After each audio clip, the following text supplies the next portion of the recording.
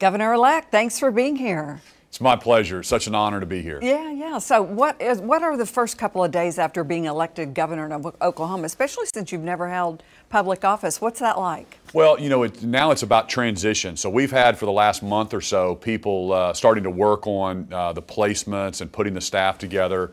But this is actually my skill set much more than getting elected. It's hiring the right people, setting the strategy and the vision. So now we're actually, I've got a meeting right after this. Yesterday I met with leadership over in Oklahoma City. So now, because really from now until January 14th is not very long, we have to get everything ready to go. So day one, we hit the ground running. Well, speak of working with people. Where's your cabinet coming from?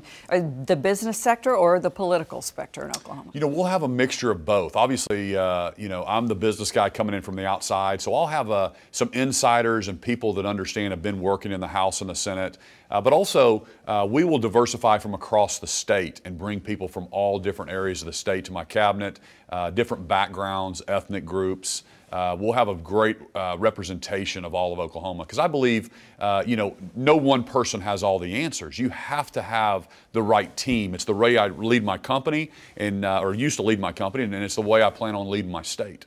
What do you say to the 500,000, I think it was, 500,000 Oklahomans who voted for Drew Edmondson? What do you say to those folks? We had like 640,000, I think, vote for us, and then the 500,000 voted for my opponent. And here's what I tell them. I said, listen, we're all Oklahomans. This is not, so the folks that voted against me and the folks that voted for me, I'm going to be the governor for all 4 million Oklahomans.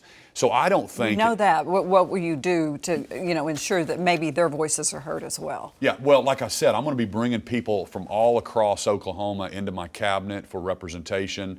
Reached out to Kendra Horn, who's on the other side of the aisle, and congratulated her on her victory. So I told her, hey, I want you guys to have a seat at the table with me. Because like I said, not one person has all the answers. We've got to do this together. But really, the vision that I'm going to cast for Oklahoma is that it's not a Republican or Democrat issue or rural versus urban. It's just a problem. We are at the bottom of the categories we should be at the top at.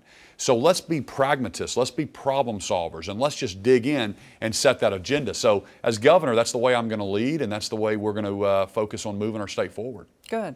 So speaking of at the bottom of education in the state, teachers voted strongly for Drew Edmondson, and several, hundreds for you too as well, maybe thousands, I don't know. But what would you say to teachers whose entire last year or last several years has been taken up with making the education process here better?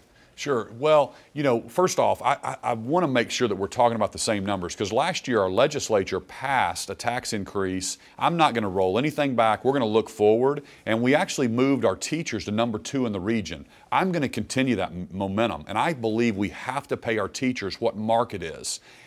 Education is going to be at the core of a Stitt administration, and we're going to set the vision to be top 10 in education, and we're going to continue to fund it like the other states around us, but we're also going to focus on getting dollars in the classroom and giving the teachers what they need, and not just common education, but there's career techs and there's higher ed. All that stuff that we fund as a state, we've got to work together because right now everything's so siloed and we're not focused on getting those kids ready for the workforce. And I want to do a better job of breaking through those silos as governor.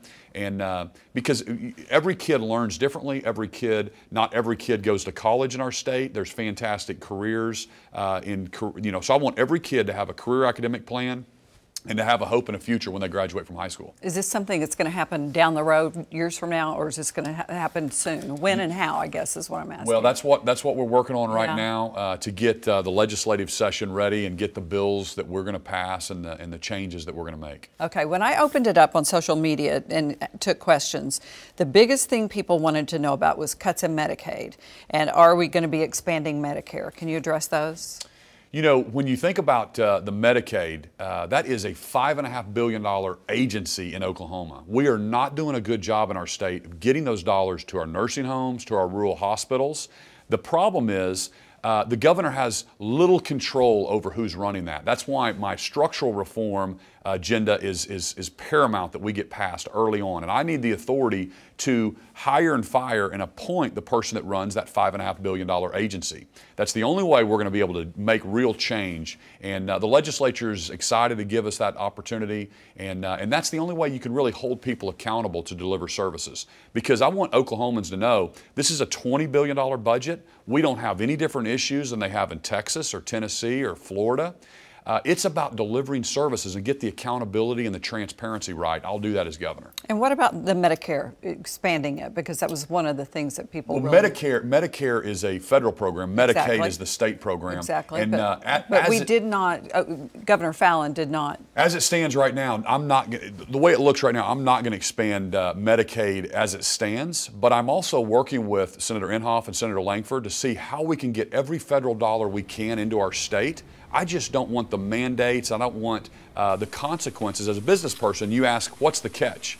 I'm not going to put our state in a disadvantage 5 years from now. So that's the reason we can't accept the Medicaid the way it's written. But I'm also working with the federal delegation, President Trump, to get dollars into our state without some of those mandates. Okay. And the other question they had was, what about driver's license in Oklahoma and the situation we've been in and not being able to board airplanes? And I will get that fixed. We will get that fixed. That'll be on my agenda because it's a small little lift. We've got to get the departments and get those licenses and get the IT structure set up and whatever we've got to comply with those federal laws. Have you and your wife been to the mansion, the governor's mansion? I'm sure you have. We have one time, and we go back on Tuesday to kind of visit as well. And so we're meeting with leadership all over the state, and I'll reach out as well to the. Are there enough bedrooms?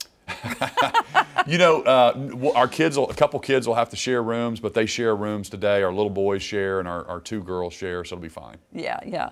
So are the kids ready to move to Oklahoma City and make that change? You know, they are. My oldest daughter's a senior, so we're going to finish the school year here in Tulsa, and I'll be commuting and spending some nights in Oklahoma City away from the family, and then this summer we'll move down there. Okay. Well, we wish you all the luck in the world. Thank you so much. And come back to Two Works for You and talk with us anytime. Would love that. Okay.